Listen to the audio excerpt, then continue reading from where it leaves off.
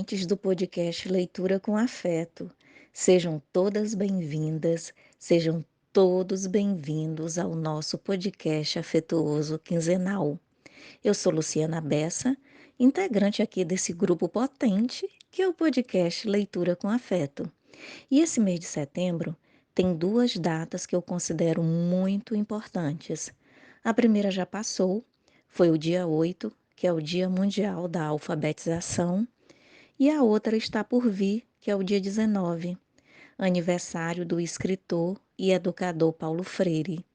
Então eu resolvi dedicar hoje a minha fala à educação, capaz de diminuir distâncias, criar oportunidades, diminuir a miséria, transformar o mundo, formar cidadãos éticos e dispostos a criar uma sociedade com direitos iguais para todos e todas. Bom, mas antes, eu quero compartilhar aqui com vocês um trecho de um poema de um cearense arretado chamado Braulio Bessa, chamado Fome de Educação, o poema, que diz o seguinte: até quando o Brasil vai suportar ver seu povo carente de saber, tanta gente sem ler, sem escrever, sem escola decente para estudar? Pois até a merenda escolar alimenta tal corrupção. Num lugar em que tudo dá no chão, na escola deveria ter fartura. Um país desnutrido de leitura só se salva comendo educação. Se o Brasil começasse a dar valor a quem nunca se sentiu valorizado, invertendo o que ganha um deputado pela esmola que ganha um professor, pode até me chamar de sonhador, por sonhar que um dia essa nação passará por uma transformação e os livros serão a nossa cura. Um país desnutrido de leitura só se salva comendo educação. Sobra tanta coragem para lutar, o que falta é oportunidade. Sobra o sonho de entrar na faculdade pela falta do dinheiro para pagar. Falta tudo para quem vê tudo faltar. Sobra tudo para quem tem tudo na mão. Só não falta no tempo de eleição blá blá blá, lenga-lenga e muita jura. Um país desnutrido de leitura só se salva comendo educação. A caneta é capaz de transformar e mudar o destino de um povo. Quem viveu só comendo o puro ovo pode um dia provar do caviar. Já vi gente que, por ter como estudar, se mudou do barraco para a mansão. Batalhando com total dedicação, conseguiu ter a vida menos dura.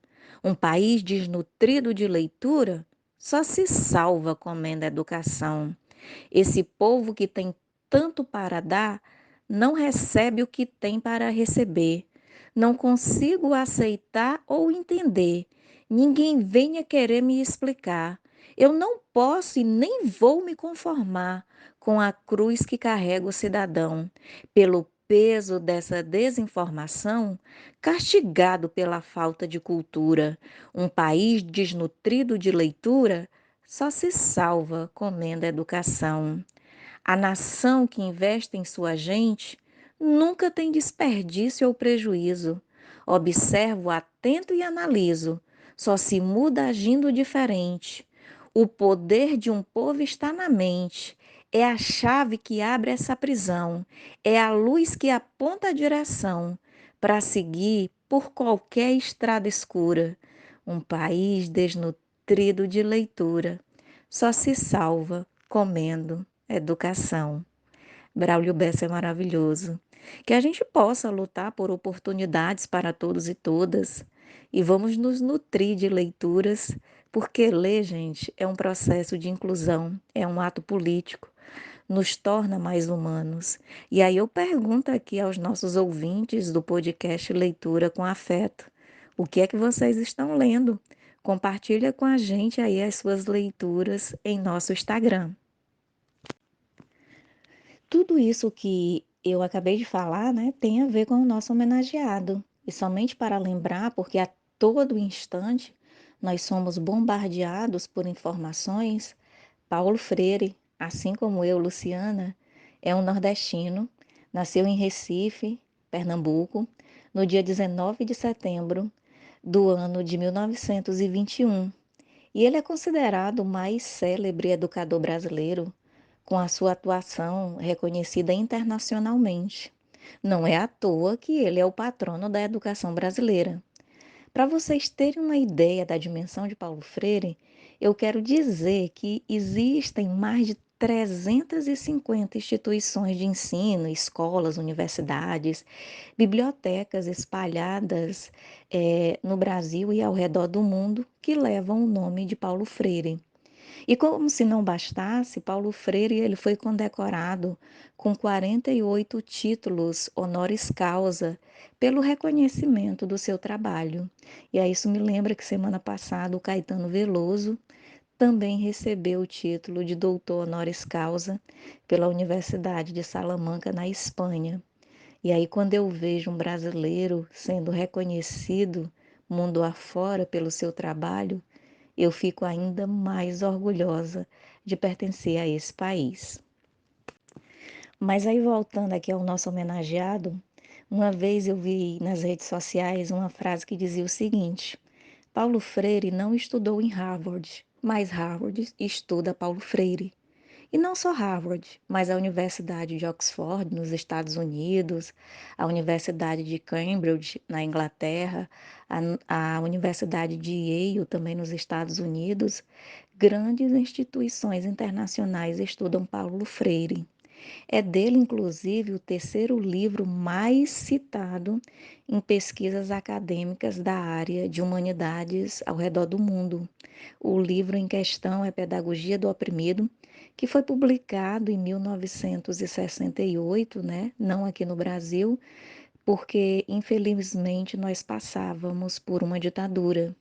E é um livro tão magistral, tão importante para quem é educador e para quem não é educador, que esse livro já vendeu mais de 1 milhão de exemplares. Isso é um fenômeno. E essa obra é considerada, né, pelo Paulo Freire como uma continuação de uma outra obra que se chama Educação como Prática para a Liberdade, que defendia justamente a importância de pensar numa educação libertadora, capaz de reconhecer a cultura do educando, né, trabalhar a partir da realidade e da sua leitura de mundo. E caso se interessem por essas duas obras, A Pedagogia do Oprimido e a Educação como Prática da Liberdade, eu só posso dizer uma coisa para vocês. Eu já li e vale muito a pena. E há muitos trechos em Pedagogia do Oprimido que eu queria compartilhar com vocês, mas eu vou ler aqui um especial que diz o seguinte, abre aspas: Não há diálogo, porém, se não há um profundo amor ao mundo e aos homens. Não é possível a pronúncia do mundo, que é um ato de criação e recriação, se não há amor que o funda. Sendo fundamentado do diálogo, o amor é também diálogo. Daí que seja essencialmente tarefa de sujeitos e que não possa verificar-se na relação de dominação. E aí é isso, fecha aspas. Amor é igual a diálogo. Isso é lindo, é forte e me remeteu a uma série de programas, né, radiofônicos que o Paulo Freire participou na Holanda, e num deles ele disse o seguinte, abre aspas: Eu sou um intelectual que não tem medo de ser amoroso. Amo as gentes e amo o mundo. E é porque amo as pessoas e amo o mundo que eu brigo para que a justiça social se implante antes da caridade. Fecha aspas. E aí falar de amor, principalmente em tempos de relações líquidas, do uso abusivo das redes sociais, é um ato revolucionário, que também é um título de uma música de outro nordestino, que é o Chico César, né? Quando ele diz o seguinte: amor é um ato revolucionário. Quem vive amando, dando amor e sendo amado, colhendo o que lhe é oferecido e a si mesmo se coloca ofertado, se esse está nu, veste o manto sagrado, que o que ama o infinito faz vestido. De Deus e os deuses, sim, é o mais querido. Mesmo no escuro, seu sentir é iluminado. O amor é um ato revolucionário, por estados e religiões temido. Quem pelo amor é pertencido, a si governa, e só a ele é confessado. E aí, lembram dessa música? Bom, eu queria cantar para vocês, como eu não sei, eu nem me arrisquei. Bom, e amar é isso, não tira pedaço de ninguém, muito pelo contrário. É preciso amar como se não houvesse amanhã, né? Nos diria Renato Russo. Bom, além de amar, é preciso dialogar. E é nossa tarefa dialogar dentro e fora da escola. Dentro da escola com os estudantes, saber quais suas necessidades, seus sonhos, descobrir o que eles gostam de ler, se eles gostam de escrever. Só assim nós seremos capazes de formar jovens mais críticos e mais participativos. Dialogar dentro da escola com os próprios professores, saber quais são suas dificuldades, refletir sobre o seu papel na sociedade. E fora da escola, né, dialogar. Eu, você e eu, devemos todos dialogar. E aí isso me lembra muito uma frase da escritora Lia Luft, quando ela diz o seguinte: eu penso em ficar só, mas minha natureza pede diálogo e afeto. Bom, eu não sei vocês, mas eu acredito em um mundo baseado no diálogo e no afeto. Eu tenho certeza que ele seria bem melhor.